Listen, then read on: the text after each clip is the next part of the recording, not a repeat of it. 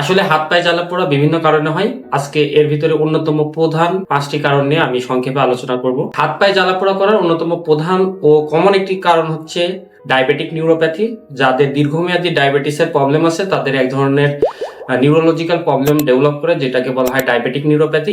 এই কারণে কিন্তু ডায়াবেটিক রোগীরা হাত পায়ে জ্বালা পোড়ায় ভোগান্তিতে সবচেয়ে বেশি ভুগে থাকে। এরপরে যে কারণটি আছে সেটি হচ্ছে কিছু ভিটামিনের ডেফিসিয়েন্সি, বিশেষ করে vitamin B12, B1, folic acid ইত্যাদি ভিটামিনের ডেফিসিয়েন্সি হলে কিন্তু হাত পায়ের দিকে জ্বালা পোড়া সমস্যা হতে পারে।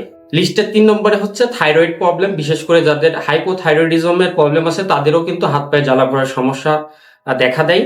4 নম্বরে আছে যারা রেগুলারলি অ্যালকোহল ইনটেক করেন তাদের কিন্তু এক ধরনের রোগ দেখা দেয়, যেটাকে বলা হয় অ্যালকোহলিক নিউরোপ্যাথি। তাদের এই অ্যালকোহল রেগুলার ইনটেক করার কারণেও কিন্তু হাত পায়ে জ্বালা পোড়া ইত্যাদি সমস্যা হতে পারে। সর্বশেষ যে কমন একটি কারণ সেটি হচ্ছে যাদের দীর্ঘমেয়াদী কিডনি ডিজিজ আছে তাদের কিন্তু এক ধরনের রোগ ডেভেলপ করে, যেটাকে বলা হয় ইউরেমিক নিউরোপ্যাথি। তাদেরও কিন্তু হাত পায়ে জ্বালা পোড়ার সমস্যা হয়, বিশেষ করে তাদের পায়ের দিকে জ্বালা পোড়াটা বেশি হয়।